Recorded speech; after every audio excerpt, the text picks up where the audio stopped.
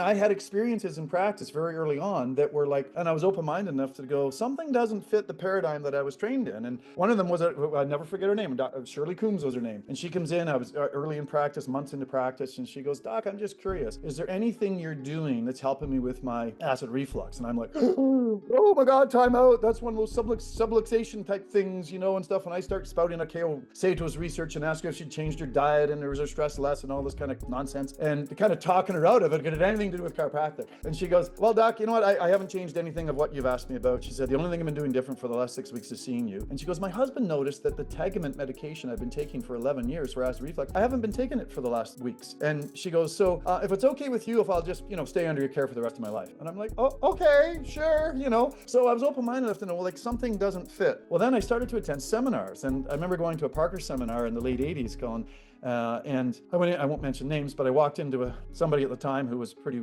big in the profession and was just talking about how if you're not seeing 1,000 people a week, you're not a real chiropractor, you don't deserve to draw breath and stuff. And I'm like, whoa, Jesus, what kind of judgment is that? And I happened to, Colin, walk down the hall and there was a guy talking, and I was just attracted to his voice. So I walked into his room and he was talking about the difference between the vibration of love and ought tos and got tos and have tos. And his name was Dr. John DeMartini, who became a great mentor and an eventual friend of mine. And so I went to the little Parker's thing and I bought a 6-pack of CDs, and I'd opened, which I wouldn't recommend to anybody, but I'd opened 2 practices from scratch, solo, Colin, right? And I used to drive the 45 to 50 minutes between them. And so I would listen to those CDs as I drove, and it was almost exactly one side driving one way and one side driving home 3 days a week. From that point, I just started to open myself up to possibilities, and my practice just literally exploded, and doubled and then tripled and quadrupled, and I got to the point where I was a pretty busy chiropractor, seeing multiple hundreds of people a week, and actually, Colin, when I look back at that phase, man, it was so growth oriented and so expansive. And we were having children, we were expanding our family. Like, there was a lot of expansion in my life. It was really a beautiful phase of my career, Well, welcome to the Vitalistic Voice. My name is Dr. Colin Elkin, and this morning I'm so excited because I have an old friend, an old coach of mine, and somebody who I admire deeply in the profession, who's really taken the profession and is helping to advance it in such a positive way. I have Dr. Tom Preston with me this morning. I know you're going to love this interview. Dr. Tom, it's so great to have you on the podcast. It's an honor to be here, Colin. You're doing some great things, and I'm happy to be a part of it. Well, I really want to, I hope we can open up the time here, because I have so many questions for you, but I'd like to really start because one of the things I really enjoy is hearing how people got inspired to get into chiropractic, because it's not like you run around as a kid thinking, gosh, I really want to be a chiropractor, unless, of course, you're driven by something, or perhaps raised in a chiropractic family, which is very common. But I'd love to know how you got inspired to into chiropractic. Yeah, well, there's 2 parts to the story, Colin, right? So the physical plane conversation, and then there's I would offer the spiritual plane. So physical plane was, I was a big kid, and I played every sport under the sun. And I tended to play with kids that were older than me, 2, 3, 4 years older than me, right? So even though I was a big kid for my age, I was not a big kid for playing with kids 2, 3, 4 years older than me. And I got banged around. And I remember one very specific experience, and my dad was open-minded enough to think, relatively speaking, out of the box about, what we now call alternative healthcare, right? So he saw a chiropractor symptomatically at times and had relief from that. So I can remember being a 12-year-old kid, and I literally my whole nerve system was so out of whack. I was so locked up, I could hardly walk. Right, I was doing like the Tim Conway shuffle, like little steps, kind of thing. And my dad says, "We're going to the chiropractor." So we drove the time 45 minutes to a little town called Huntsville, Ontario, where Dr. Curryhow, God rest his soul, was technically the chiropractor that we saw. And Curry was literally one of those old school chiropractors, man. When he hit you, you felt like you were hit by a bus, right? So he does his assessment and he says, "All right, go lay down over there on that table." And I'm okay. So I go and lay down on the table, and he goes, "This might catch your attention." And he hammered my low back, right, in like a side posture adjustment. And I'm like, "Woo!" And then he goes, "Get on the other side." And I'm like, "Get on the other side." So I roll on the other side. He hammers me again. He says, "Now get up and run out of this office." And I'm like, I was terrified. So I jumped up and I ran, and I went, oh my God, like what? That guy just laid his hands on me, did something miraculous. I went from barely being able to walk or stand to running. It left a big impact on me. right? So like that was a thing that's like, well, what is this chiropractic thing? And I was not a great student in my high school years, Colin. I was too busy playing sports and chasing skirts. But I have an older brother who also played some sports and stuff, but was a little bit more dedicated. And he went off to university because nobody in our family ever went to university. Like our extended family, I got 36 cousins. None of them ever went to university. So my brother went to university. And I thought, well, if that dumb SOB can go to university, maybe I can too. Because I thought I would just be like, who knows, a mechanic or a truck driver or who knows what, a farmer, as my dad was. So, anyways, that opened up some doors. And then he was interested in being a chiropractor because he was seeing Curry Howe's associate, Dr. Bill Anderson, and had talked to him about it. And he actually applied to chiropractic school and medical school at the same time, got accepted into both, and then spent an agonizing summer deciding what path he'd take. He chose medicine, and that was his journey in life. But I thought, again, like being a sibling, the sibling rivalry thing, if that dumb SOB could do that, maybe I could. And so, I sort of set my sights and did the prereqs and stuff and ended up, getting on that journey. So that's the physical plane. The spiritual plane is this. My dad tells me that after I graduate, okay, and I'll go back to Dr. Curry Howe on this. I was 1 year old. I was very, very, very sick. I hadn't eaten, drank, or slept in 6 days. The GPs in the area used to still do house calls. The GP was coming up, giving me a shot of penicillin in my butt, and I was getting sicker and sicker and sicker and sicker. And my dad was like, "Geez, if this like I think I'd lost 1/3 of my body mass. That's how sick I was." And so when you're at the end of your wits thing, you've called the traditional healthcare model, and it's not helping. What do? Well, you call the chiropractor.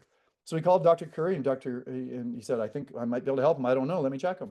And my dad says, "Well, we'll drive down." He goes, "No, there's a storm, winter storm coming. You're not driving anywhere with a sick kid. I'm coming to you."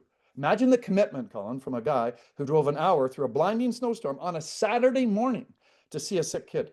He checked me, and in those days in Ontario, they used to do like blood microscopy stuff. He took a little blood sample, said, "This kid's got a huge eosinophil shift to the left. The kid's sick." They've done everything for him, but no one's adjusted him. So he said, "I'd like to adjust him." And they said, "Go ahead." So one of those great chiropractic miracle stories, Colin, right? Mom's holding me like this. Curry sets up on my atlas, as the story goes, hits my atlas. My dad said it sounded like a rifle went off in the room. And in less than 30 seconds, I fell asleep. I slept 24 hours around the clock. Okay. Woke up, as my mom tells the story, ate multiple bottles of pablum and drank some bottles of milk or whatever, went back to sleep for 6, 8 hours and was restored, right? So I didn't even know that story until after I graduated chiro school. So it's like, I wrote about it in my new book, The Meaningful Chiropractor, because it's like I was in a Parker seminar with Dr. Jim Parker in 1989. There was 8,777 of us in there, and Jim did his normal Thursday afternoon, thing. And there's a point in there, Colin, where he says, I still get goosebumps, Colin, thinking about this. Brings up emotion sometime. And he said this, he said, "Do you think you chose chiropractic, or did chiropractic choose you?" And in that moment, Colin, there's the goosebumps again, for God's sakes. I knew I was chosen to be a chiropractor. And I believe that all chiropractors are chosen to be chiropractors. This might not be on their awareness or not. So bit of a long-winded story, Colin, sorry for that, but it's got two parts to it, the spiritual part and the physical part. No, Tom, I love it, and I can totally relate, and I agree. And I think that most chiropractors that are on this path that really honor the body's ability, the power within the body to take care of itself, that honor the philosophy of chiropractic, would say similarly that chiropractic chose them. So I can relate 100% because I'm on that same path too. So I love it. I love that story. I want to know.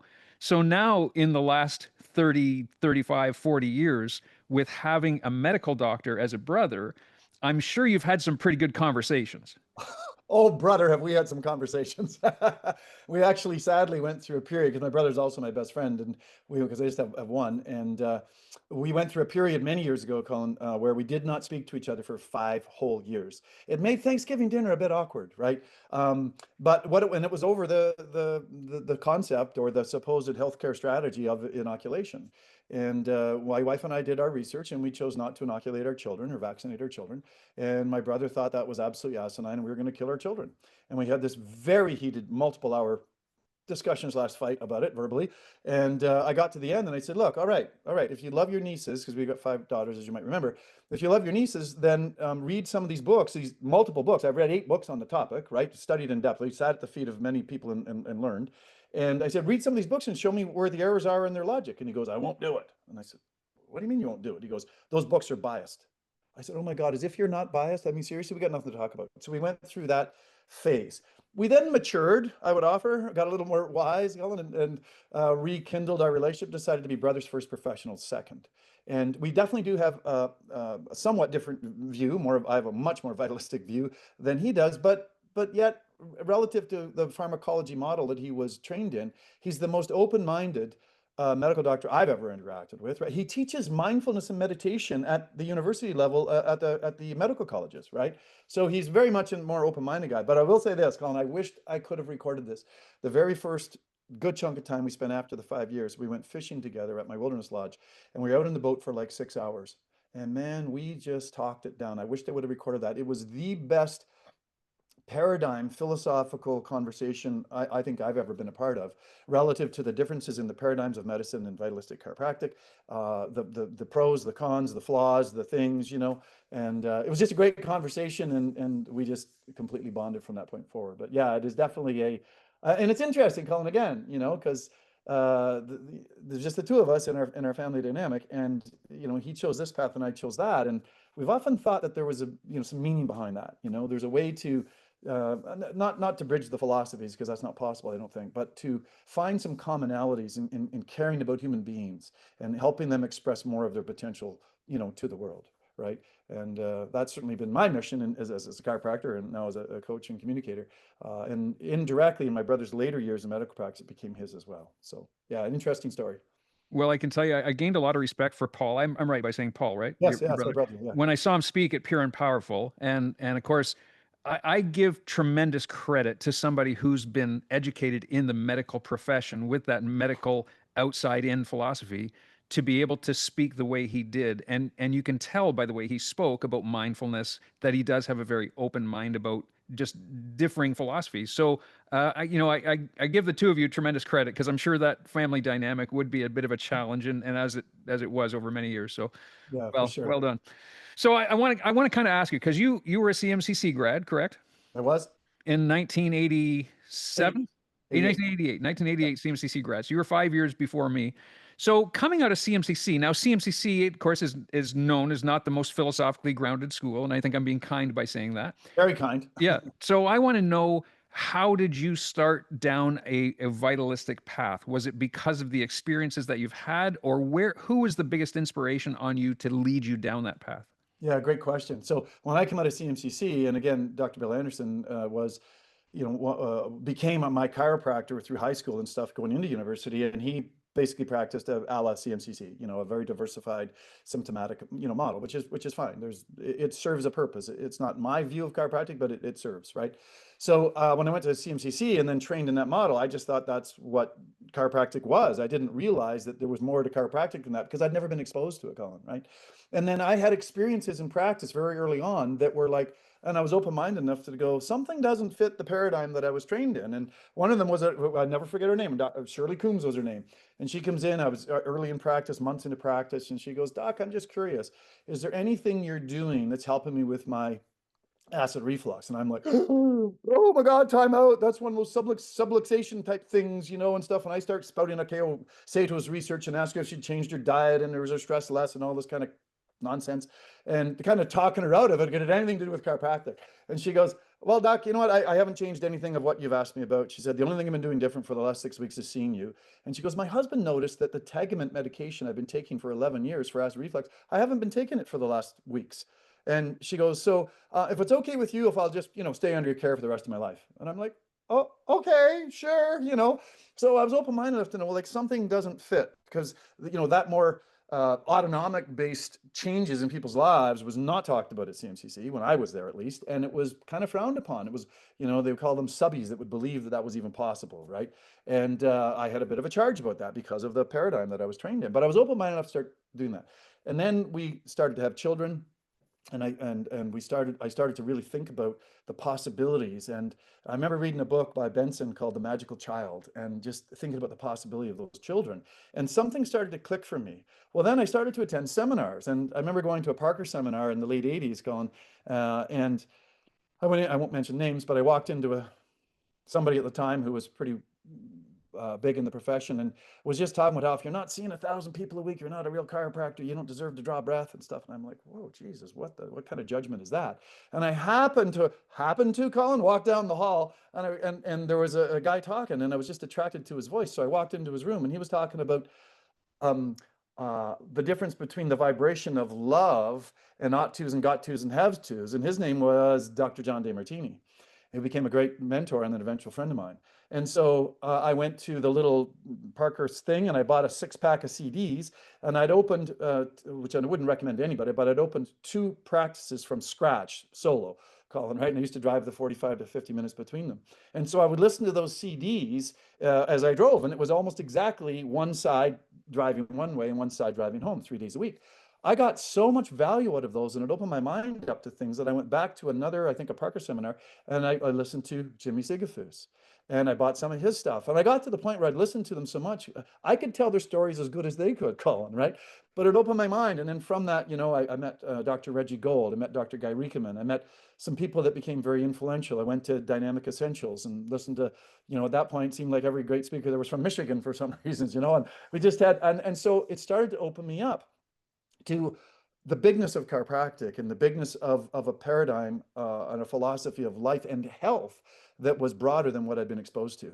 And it just resonated, Colin, right? Like just right now, I just got like a wave of every hair of my body standing on end because of that simple truth. It resonated with me. And again, I'll go back to our earlier conversation. If I truly was chosen, chiropractic chose me, Colin, then it would make sense that I would be exposed to a broader truth of chiropractic, right? And so from that point, I just started to open myself up to possibilities, and my practice just literally exploded, and doubled and then tripled and quadrupled, and I got to the point where I was a pretty busy chiropractor, seeing multiple hundreds of people a week, and actually, Colin, when I look back at that phase, man, it was so growth oriented and so expansive. And we were having children, we were expanding our family. Like there was a lot of expansion in my life. It was really a beautiful phase of my career. So I want to dive into this, Tom, because obviously, you are a very type A. You're a driven person. You had 2 practices on the go. You had 5 children, 5 female children, 5 girls. Am I correct? High volume family. Like High volume God, practice, high volume God family. bless you. I come from 4 boys. Like I had 4 boys, and so talking to a father of 4 daughters, I'm sure we could share some very opposite stories from that spectrum. But I want to ask you because you had 2 busy practices, a family of 5 daughters, and then you got into coaching very early as well. So tell me, how did you juggle all of that?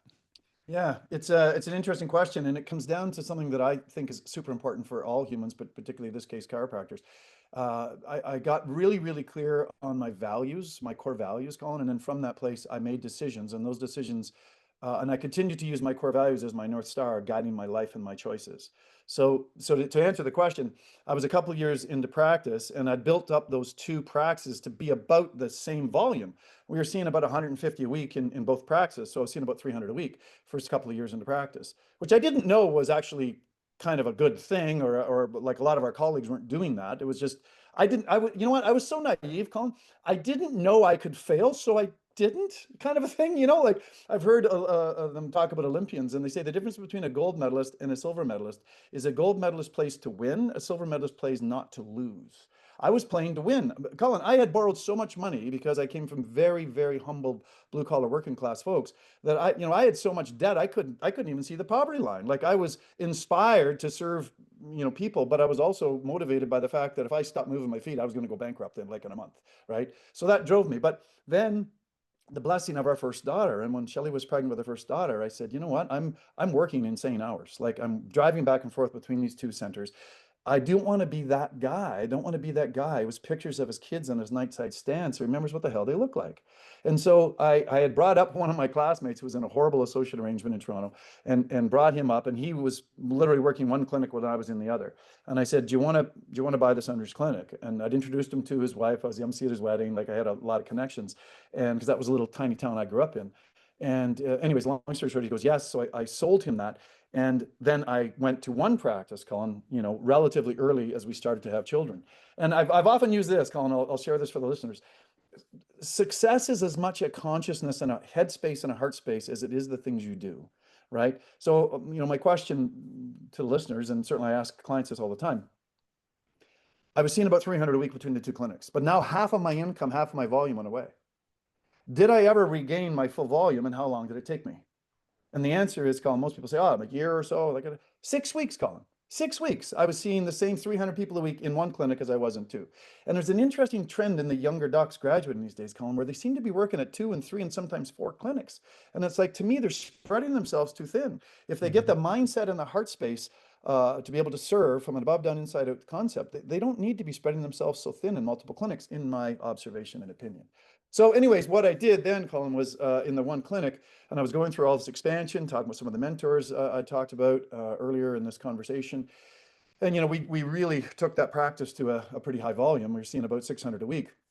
And then I had the privilege of taking my business partner, because we built a building together, three of us, my brother being one of them, and we had mirrored suites to each other. So we were practicing like, 10 feet apart in the same 5,800 square foot building. And he went, again, away to a DeMartini experience, a 2-week experience, and called Imperience. And I looked after his practice, I looked after mine, because all I'd ever heard from the platform, Colin, was more volume, more volume, more volume, right? And I was naive enough to just keep doing it, and I went to 300 a week and like didn't seem like that big of a deal. I went to 400 a week and the sun still rose in the east and set in the west. I went to 500 a week. The trees didn't change their colors or whatever. You know what I mean? So it just seemed like I was getting some hollow victories. And so during those 2 weeks that Mark was away, I saw just about 1,000 people a week, Colin, right? And I knew instantly that wasn't it for me. That wasn't why God loved me into existence, to see that kind of volume. God bless people that can do it. I just knew it wasn't for me. I wasn't the kind of father I wanted to be. I wasn't the kind of husband I wanted to be. I wasn't the kind of chiropractor I wanted to be, Colin. And so I made a lot of literally immediate changes after that 2 weeks. I took 2 weeks holidays, went all cash when OHIP was still available in Ontario, and cut my hours by 35%. Well, if you want to take the wind out of the sails of a practice, just do that, because literally there was no room for people. And we settled into a really nice volume, which for me was about 300 a week. Made a really nice 6-figure income, worked about 25 hours a week, and took 10 to 12 weeks of holidays for the last 35 years. And again, that's not everybody's cup of tea, but it was my thing, Colin, relative to my values. So, I work hard, Colin, but I also play hard. You know what I mean? And I have that time. So how was I able to do that stuff? Well, then what happened is, and how I got coaching was, people started asking me to come and speak somewhere, and because they heard that I was building my practice and my ideal, and particularly the 10 to 12 weeks of holidays, Colin, that was unusual for a lot of people. The average chiropractor takes like 2 a year or something. So I started speaking, and then people started saying, can you help me? And in the days pre-internet, Colin, my goodness, I used to do lots of phone consults with people, and I was coaching long before I ever hung up a shingle. But to your point, Colin, with a high volume family, high volume practice, and then I was, teaching and flying places, and then starting to coach people, even though I didn't really know what it was. It was too much. And I said, you know what, this isn't sustainable. And my family was my highest value. So I wasn't going to change my family. My practice was my bread and butter, my soul love. So I basically started to say no to speaking. But the internet came on board, Colin, right? And I could actually do some, what we now call coaching, from the comfort of my own home. And so I started to do some coaching, and then it just, expanded and blew into basically what it's turned into today, which is full circle coaching and consulting with a team of 9. Yeah, amazing, amazing. And you brought up something through that discussion that really resonates with me, and I see this all the time. I've had the privilege of coaching a lot of chiropractors over the last 20 years, and you said something about making a mindset shift. And especially at the time you sold one of your practices and came back, and within 6 weeks, the volume had, resonated with what you were seeing with the two practices before.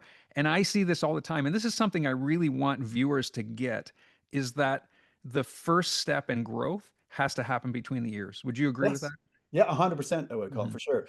Without the mindset shift, and if you allow me, call them the heart space shift that should accompany that, right? The two go hand in glove. It's improbable there's going to be change. But if there is change, Colin, it tends to be like a balloon that deflates, and then things settle back down to their old point again. And so, yeah, no, and and Colin, to me, that's chiropractic philosophy: above, down, inside, out, right? Right. And people sometimes that don't really know me and my coaching style, and they're like, I just need a new script for my report of findings, and I'm going like, nope, no, you don't. There's more to it than that. And if that's all you think you need, I'm probably not the right person to work with, Hmm. because Hmm. to me, Colin, the growth of the individual is paramount to the growth of the expression through the business. You cannot have 100%. one without the other. And even if there is a short-term piece, as I said earlier, it's unsustainable, Colin, the business growth without the growth of the human being, you know. And you see Uh, that so much. This is such good conversation, Tom. And I really, because and right now, so I'm currently coaching and consulting with a few chiropractors who are stuck at a very low volume and not really sure how to get to the next level, and getting those exact questions about, I need a new script, oh, I need a new voucher for new patients, things like this. And so much of this conversation is exactly what we're talking about making that mindset shift. And I've seen it so often when somebody finally makes that mindset shift. I have to say that very carefully. yeah. Mindset shift, growth happens like this. It's like Oh, your practice doubles, like you say, within 6 weeks, within a month, within a few weeks. Next thing you know, your volume is doubled, tripled, and it just goes from there. And Kim and I went through that when we made some mindset shifts in practice. Our practice just tripled in no time. So this is great conversation. I want our listeners to really get that. well, and let me give you just tied to that, because, and the power of intention and the power of mindset. Colin. One of my favorite strategies was a reactivation strategy, but here's what it was, okay? And this is going to sound a little airy foo-foo for some people who don't really resonate at at this frequency, but I would go into my clinic, I would pull 100 old-fashioned client charts, right? And I'd sit down and I'd review them. And I'd really connect with who this human being was as a person. I would read their history. I would remember the names of their kids, their husband, where they worked. I would look at the soap notes that I'd done over time for whatever numbers of months or years I'd treated them. And I would just, like, with love, say, "Would love to serve you again." Colin, we track this. We track this. 20% of those people were back under care within a quarter, within 3 months. I would do it once a quarter, right? And it's like, wow, that's, to go in and spend a Saturday morning with a cup of coffee and several hours and just review 100 people and just send that love to the world, your love for humanity, your love for people, and the ability to help them express more of their human potential to the world. Man, that's a great reactivation strategy, and it is not the next and famous most coupon or social media strategy. Not that there's anything wrong with those. It just, there's other parts to the puzzle, right? There's more to life than this physical existence, and so this is I love this, Tom. There's more, but the thing is, chiropractors need to really understand there's more to chiropractic than just the physical adjustment. Yeah, there sure is. Well, BJ wrote about it in the Green Books, Colin, right? And I haven't read all 33 of them, but I'm looking at a dozen or so on my shelf. But, he talked about the adjustment with the something extra, right? Right. And it's long been debated. And, one of my great friends is Dr. Pete Amlinger, who, we've had some great late night discussions about this with a glass of scotch and stuff, But for me, Colin, it speaks to what we just were talking about that mindset and that heart space and serving humanity for the sake of serving, and not without awareness, Colin, that there's always a give and take, right? That there's, the more that you want to get from the world, the more you got to give to the world, and when you're giving from your whole heart, from your whole being, and being completely present time conscious, which God bless old Jim Parker, he used to talk about it all the time, PTC. It's amazing, Colin, and I think it may or may not be my observation in today's culture that, like, with all the social media distractions and the phones and stuff, like I say to people, say, your phone should never be in your clinic anywhere near your adjusting area. It's like, I mean, maybe you need it in your pocket of your coat or something hanging up in the back room, but to have that out and checking your phone in between, no, present time conscious. And I've had the privilege, Colin, being adjusted by, some greats like J. Clay Thompson and Virgil Crane and Joe Stuckey and, some real great chiropractors. And I can tell you, the difference between the good and the great for me as a person getting the experience, Colin, is the difference of being present time conscious, Yeah. Yeah. and staying present time conscious throughout, the entire thing. 100%. I used to give my phone to my front desk CA and say, "Here, you answer any text messages that you can answer, and only interrupt me if it's my wife or it's an emergency." So Yeah. yeah, so that's good. This is good. I love this. I want to ask you now. So, and you transfer from that. You had the two practices. You went to one practice. You get into coaching. You have your massive family, and now you're an author. So let's talk about the trilogy of books that you've written. Yeah, absolutely. Well, and I'll go back to one of my great mentors and friends, Dr. John DeMartini. I was at a program with him, and I'd picked him up from the airport and was driving him somewhere, and we were chatting, and I had reference. I'd known John for several years at this point, and I forget the exact context of it, Colin, but we were talking about expression to the world and giving our gifts to the world and stuff like that. And he turned to me as only a mentor can, Colin, looked me right in my soul, deep in my eyes, and he goes, "You've got at least 4 books that need to be expressed to the world." And I'm like, "Bah." Like, and I was pretty young in practice. I was like 4 or 5 years into practice, right? And I'm like, "Oh, okay, sure." But I never forgot that, Colin. Again, it just like stuck like glue, right? So as the years went by, and I got thinking, then I went through, some of that stuff that I think most authors do, like, who am I to share? What have I got to share? Have I got anything meaningful to say? But you know what, Colin, again, we talked about this off camera, but it's like chiropractic has given me so much, right? It's like, how could I not give back to the profession, to the principles and the philosophy that forms the profession, right? Because to me, Colin, if the chiropractic profession had to go away for God knows what reasons, Colin, but the principles and the philosophy of chiropractic can't go away. It can never go away, right? So if all of a sudden chiropractic got called something else, it's like I actually could live with that as long as the principles and the philosophy were still part of that, which I believe are universal and will never die or never change. So I got reflecting on, and I just kind of started getting this call. And as I expanded my coaching business and brought on associate coaches to help carry the load and so on, it freed up a little bit of time. And so I reflected on what it was, and I've developed after all these years, Colin, to simplify the process for coaching clients coming in to find out where are they stuck, where are the growth opportunities, right? Because I'm not so big about let's just hammer on every little piece, and because I choose to treat every client I work with as the unique, special individual they are, very authentically. I don't have cookie cutter templates and scripts and stuff, right? I've got 300 different versions of it. I got to find the one that fits, right? So anyways, I created what I call a roadmap, Colin, because I find that there are 3 phases to every chiropractor's career, probably every human's career, but let's just talk chiropractic. And I talk about the foundation phase, Colin, right? It's usually 3 to 7 years long. And it's where people are figuring out who they are, who they're not as human beings, as well as chiropractors, and how they want to practice. And I call that the meaning and clarity phase, right? Finding meaning in your life, meaning in your practice, and getting clarity. Once you've developed the mindset, we talked about earlier, Colin, in the heart space for that, and the skills and tools and resources that support that, then you go into probably the longest phase of your career, which is I call it the prosperity abundance phase. This is where you're leveraging that mindset, those skills, those tools, those resources, and you're turning the wheels of progress. You're serving your community. It's usually the longest phase. It's usually decades long, Colin, 10, 20, 30, 40 years long. But then you go into the final phase, which is kind of the pace where people are looking to actually either slow down or pass the torch, and or just literally have some more freedom with their lives, Colin, right? And again, we literally call that the freedom legacy phase, where you're looking for more figurative or literal freedom in your life, and or you're looking to build a legacy and pass the torch. And I personally think, Colin, the legacy piece, the passing the torch piece, is not well done in our profession. And it's one of the reasons the profession isn't growing as well as it is. You've got all this incredible mindset, this culture, this entity called a practice, a business that's been built for decades. And at its worst, Colin, people just shut their doors and walk away. Or they don't recruit the proper person to take it over, and then the culture changes. God, with great respect to my mentor, BJ Palmer, I don't think BJ did a very good succession plan, right? His son, Didi, didn't, he took the epigrams down, he closed the BJ Palmer Clinic, he closed the sanitarium, he changed the culture and vibe that was, the fountainhead of chiropractic. So anyways, that roadmap I developed, Colin, and there's certain mindset and skill sets that need to be optimized in order to really own each of those 3 phases. Well, it struck me one day, Colin, like a one-handed clap, that, that's the books. And so I developed the 3-part and wrote the 3-part series, which is the meaningful chiropractor, right? Which is about that early phase, how to build a thriving, value-focused practice. And then going into the prosperous chiropractor, how to create an abundant practice that fuels your life, not just, your business.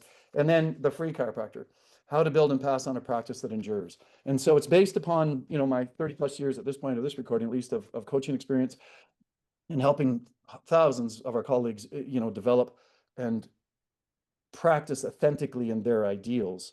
Not mine, not BJ's, not anybody else's, but their own ideals. And so, yeah, writing the books, Colin. So as of this recording, the first one's been published and printed, and became an Amazon bestseller overnight, which was in our little category, which is a nice little affirmation. And the second book, The Prosperous Chiropractor, will be launched in late August, and then the third book could be launched in October. They're all done and written, but there's a value to segmenting the release of them. So yeah, and what's nice about the written word, Colin, is that I'm reading green books that were written in 1910, 1920, 1930. So it can survive and hopefully influence and help other docs with their mindset, heart space, and or some of the skills and tools that they could use to really optimize their expression, their God-given expression to the world through chiropractic. Amazing, Tom. Amazing, and I give you tons of credit for that. And it is, when you come from that heart space, it is all about giving back to the profession. And you said something earlier, and I just want to just open this up, is that you said chiropractic has given you so much, and I know chiropractic, especially when you have a very successful practice, can be very lucrative financially and given you the opportunity to raise a family and have financial freedom, but it changes you. And once you get the principle, and this is what I really want people to understand, and I try to share this with all of our coaching clients specifically. When you get the principle and you own it in your heart, it can't change. It's not like you can go back. It's not like you can go back to a very outside in type of practice, because once you own that principle from the inside out, it stays with you. You change physically, emotionally, spiritually, and I love that. And I know you can resonate with that statement. For sure. Well, and so I'll give an exercise to the listeners. Calling one of my coaches, who was not a chiropractor, but was very influential in my life. God rest his soul, Rick Sapio. He's transitioned behind the veil. But he asked me one time, Colin, as an exercise, as a coaching client, he goes, "Tell me the three most important things you've ever learned in your life." Like, you want to talk about a Zen moment, Colin, right? It's like, wow. I mean, I took it to heart, right? It took me 6 weeks, Colin, because I reflected on, the great mentors I've had in my life, both in and out of the profession, plus huge influence in my life, my mom, my dad, my brother, all these different people in my life. And I took it to heart and I narrowed it down. What are the three most important things I've ever learned? And the very first thing, Colin, was the major premise in chiropractic, the first principle. There's a universal intelligence in all matter that continually gives to all its properties and actions, thereby maintains an existence. That's the most important thing, Colin, I've ever learned in my life. And again, man, I'm telling you, this has just been a goosebump day for me, Colin. I'm getting goosebumps, my hair standing on, because that has so much impact. So, I mean, what has the profession given me, Colin? Well, it's given me an understanding of universal truths. And then from that, Colin, and the philosophy that flows out from that, it's given me an appreciation for humanity. It gave me a way to raise my children. It gave me a philosophy to run my business by. It's given me my absolutely best friends in life. It gave me a purpose and a sense of fulfillment, Colin, that I don't know that me as an individual could have got if I had done anything else in life. I'd been a car salesman or an accountant or whatever. So when you can couple awareness of the principle, as you stated, it becomes a part of your soul. And then from that space, Colin, that sense of fulfillment and the understanding, and you just, ripple it out from there into every aspect of your life. And then economically, yes, I mean, my wife and I have done very well financially, particularly relative to the extremely humble beginnings, we came from. We often talk to coaching clients about their money blueprint, and how their influencers created a blueprint inside of them for, what they can accept. And, God bless my folks, but like, my dad paid the mortgage off in his house just before his 85th birthday, Colin, so he's now been like debt free for the last 3 years for the first time in his entire adult life, and so that's the money blueprint I grew up with. So for my wife and I to have done, everything's relative in life, but as well as financially, it's a stark contrast to the humble beginnings we came from. So yeah, it's given me so much. And so again, writing the trilogy is just a way to give back and hopefully influence some other young minds and hearts, Colin. Because here's the thing, Colin, right after, now as of this recording, right, this is my 38th year of being a licensed chiropractor, right? It's like, you know what, we used to talk and kind of joke about, the old guard, like Sig and Reggie and Colin, we're part of the old guard now, dude. Like, we're veterans now. And so, what kind of a profession will there be when we're gone? And when one of our five daughters is a chiropractor, but she's our fourth oldest, Jalen, who's just loving it so much. It's such a stamped on her DNA, as she tells me. But when our oldest daughter, coming out of high school, Colin, was considering being a chiropractor, it gave me like a fright, because I thought, like, what kind of a profession is she going to step into? Because I hear things, Colin, like from my friends that are doing like peer analysis and peer reviews and stuff. And this one dear friend of mine says that 40% of the offices that she visits in Canada aren't even adjusting people, Colin. And it's like, oh my Lord, like, if we step away from the core essence of who we are, both the principles and philosophy, as well as the application of those principles through the detection and release of subluxations, then you know what, Colin, the principles and philosophies, we said, it'll endure and carry on. But the thing that we now call chiropractic, I believe, will dissipate. Right. And you know what? One of my mentors, Virgil Crane, gave back his chiropractic license in the early 70s, because he said, I couldn't honor the word of chiropractic and the principle of chiropractic, and I would never dishonor the principle. So I gave back my license. And then he started a whole new profession called alpha biotics that eventually kind of got shut down, Colin, because I was just practicing chiropractic under a different name. But it's like, you know what? I honor the principles of chiropractic first, but I also honor the word chiropractic, and I honor the profession that it represents. And I want to see that endure and stay on. And so I literally, Colin, is one of the reasons I continue to coach and consult, is because I can help those docs, again, go through the phases: meaning and clarity, prosperity, abundance, freedom, legacy, and help them express their God-given gifts to the world through chiropractic, and honor the reason why chiropractic chose them, Colin. So the books are just another tool in that journey I'm on. This is great segue into my next question, Tom. And I know to honor the principle and the profession of chiropractic and see it endure and see it advance. And really my thinking is I want to see chiropractic become the number one leading healthcare profession in the world. I know that you've been on the path, and one of my major goals, in fact, I really truly believe this is a calling, is to see another school planted in Canada. So let's just open that door and talk about where are we at in that. I know you've been on the path with a number of other chiropractors in trying to get this to happen. What's currently happening in your world? Yeah, great question, Colin. So yeah, I'm technically a director of a chiropractic college, even though it doesn't exist in physical form yet, right? It's still just in our hearts and our minds. And we've been on this journey for multiple years. And I remember speaking in 2019 at the New Zealand Chiropractic College Lyceum, and talking to the gentlemen that were very instrumental in opening the new Adelaide school down there. And I talked to them about their journey and what they did and what it was like. And they said, Tom, my biggest advice to you is, unless you're like fully on board, run as far and as fast as you can, because to the amount that you think it's a lot of work, it's 1,000 times more than you could ever imagine.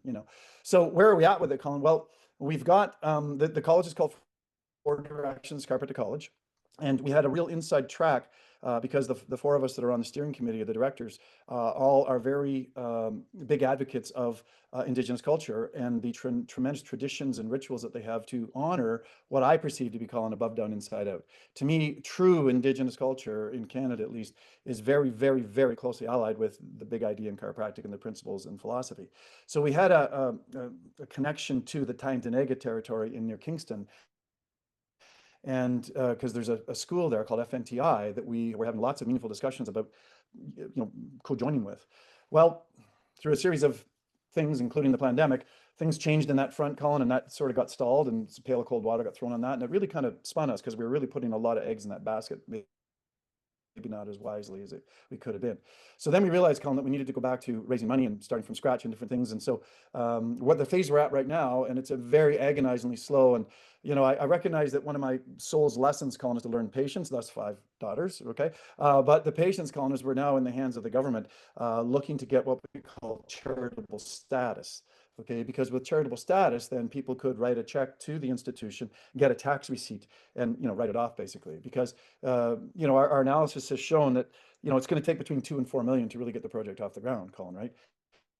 And I love and I give back to chiropractic a lot, but I don't have 2 to 4 million hanging around in the couch cushions or the old ashtrays of the car, right? So it's like we need to be able to fundraise, and many people have made it clear to us that they're happy to support us, but they'd really like to get a tax receipt. So that Sure. application has been into the government, Colin, for, as of this recording, 16 months, and we're still waiting. It's a laborious process.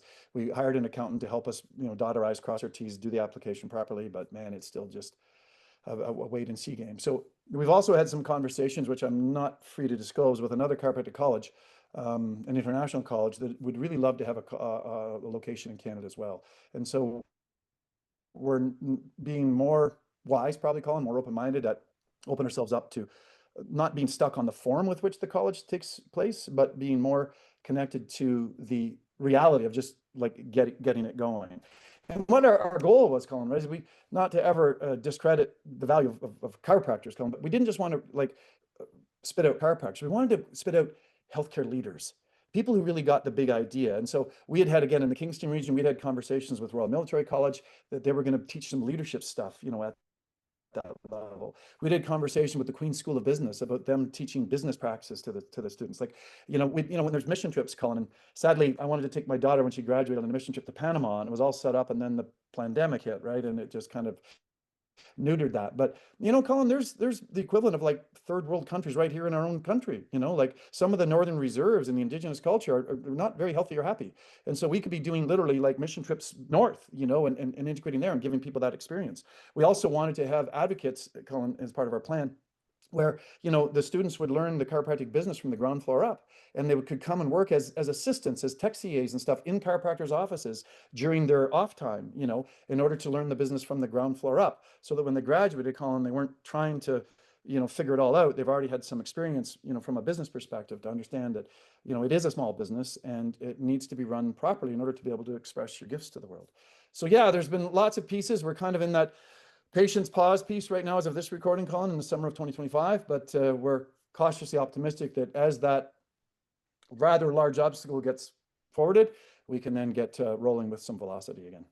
Well, that's good though. But I appreciate your persistence, and I give you guys congratulations for pushing that forward. I know, speaking from personal experience, I know there's a few groups involved in trying to get that ball rolling in some form, because I think that especially in our country in Canada, there is a need for another chiropractic school, especially with a good philosophical foundation. There's only and those unfortunately those schools are a minority in the chiropractic world, but I mean, we need them in the world, but especially in Canada for sure.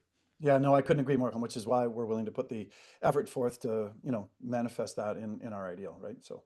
Cool. So let me ask you. So, in summing up, and I want to respect your time here, but I love this conversation. I know we can keep going.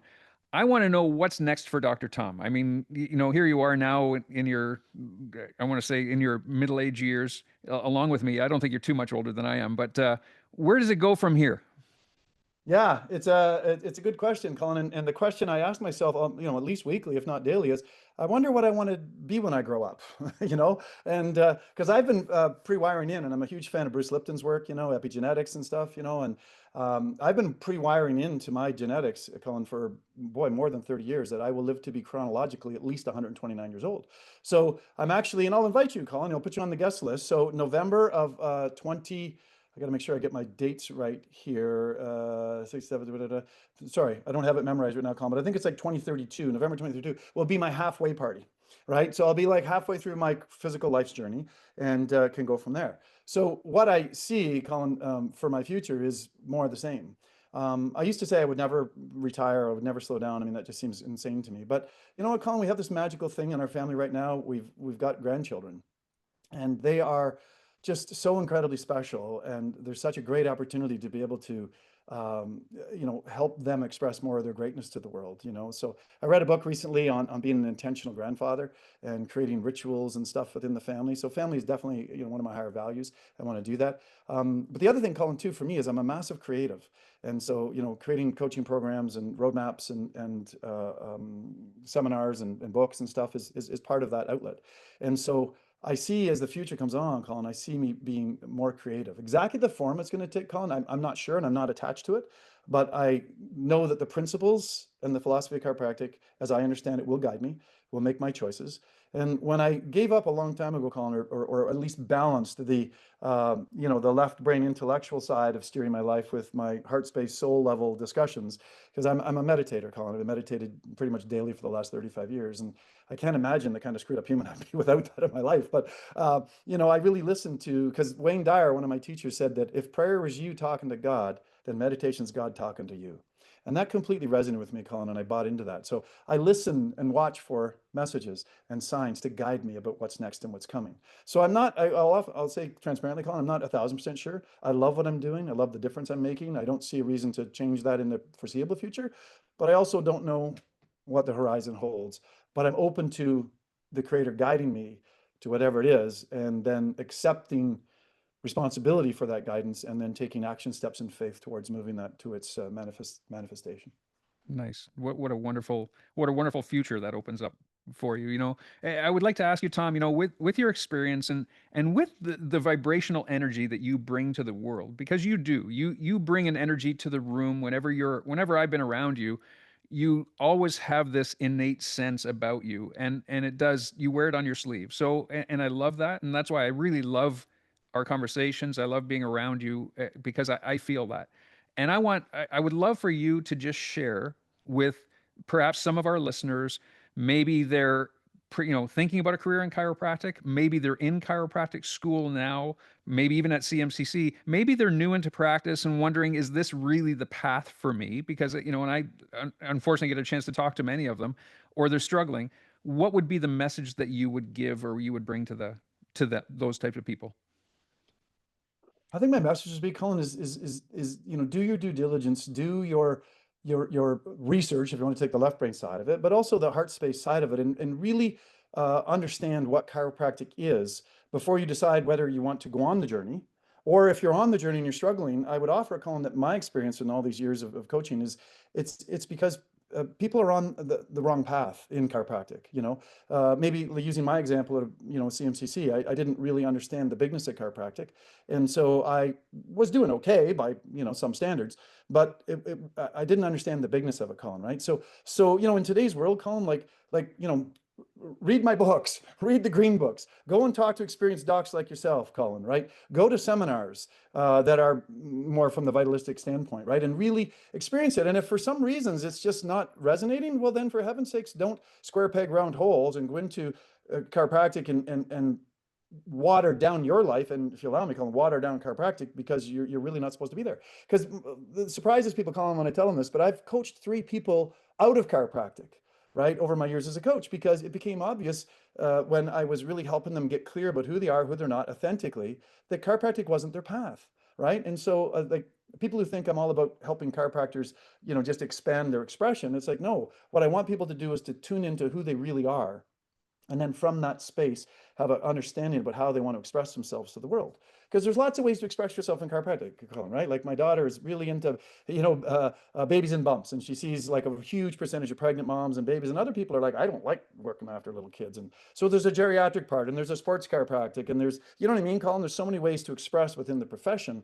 Get clear about the principles that guide it, and then figure out where your niche is, what you resonate with, and then take ownership of the responsibility that comes from learning and growing. One of the sad things I see, Colin, is as much as there's some lost, docs maybe early in practice, Colin, I would say the other side of that is there's some lost docs that have been in practice 15, 20, 25 years that have just got stale, and they're just like on remote control. They're just like automatons that just go in and do their thing and da da da da da. They've lost some of their passion. They've lost some of their present time consciousness. They forgot how big it is, And when you have experiences in practice, Colin, which I'm confident you did as well, but like people coming in telling me that their heart condition has changed, and the psoriasis they had in their elbows for 35 years has fallen off, and they have new pink skin. And I've had several people that were challenged by cancer, and they outlived their oncologist expectations by years in some cases, Colin. And you get exposed to those kinds of experiences, and it's like, how can you turn your back on that, right? How can you go back to a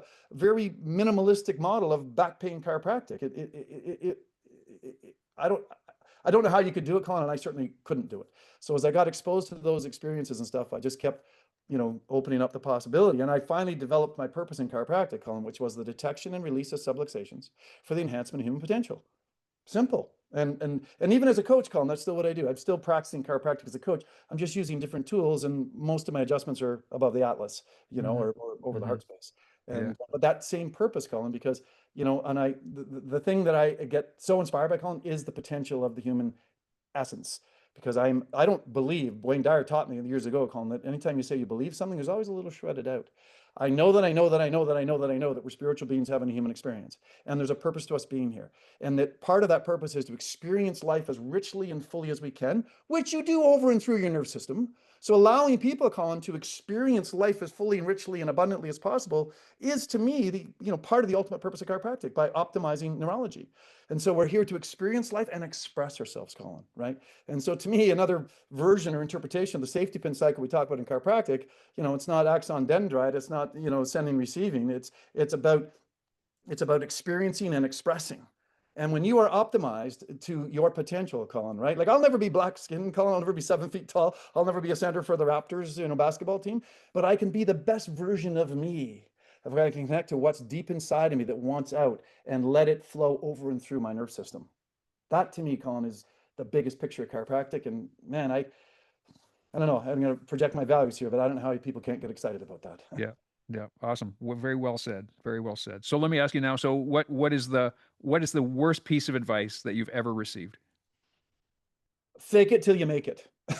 That's the worst piece of advice I've ever been given, Colin. I think anybody's ever been given. You can't fake it, right? Because here's my philosophical treatise, Colin. Right? I'll go back to Einstein on this. E equals mc squared. All of this physical matter is just energy moving slowly, right? Energy can't be created nor dissipated. It can only change forms. That means all energy, all of us, Colin, have always existed. And at that place, at that essence, Colin, there's only one of us here. And so in that place of authenticity, in that place of truth and no veils and being just honest and original, Colin, that's where people resonate with us. That's where people, trust us and are willing to bring their children in for care and continue under care and stuff, right? So fake it till you make it, that's the biggest crock of BS in the world, right? You can't fake it. People have a strong BS meter. They will smell a rat and they'll drop out of care. They'll never start care. They'll never refer or whatever. No, it's about getting clear about who you are, who you're not. And I think one of the things that people sometimes from their left brain science background as doctors come, they're not willing to say, I don't know, but I'll figure it out. I'll learn. I'll do the research. I'll talk to my colleagues. I'll do it. It's not a problem to say, I don't know, right? Heck, Colin, it's one of my things as a coach to say, so I don't know anything, but my perception is this will help you on your journey, Yeah. and I think that that's something that could help a lot of folks. So contrarily, what's the best piece of advice? Best piece of advice, Colin, is I would say is get clear about who you are, who you're not.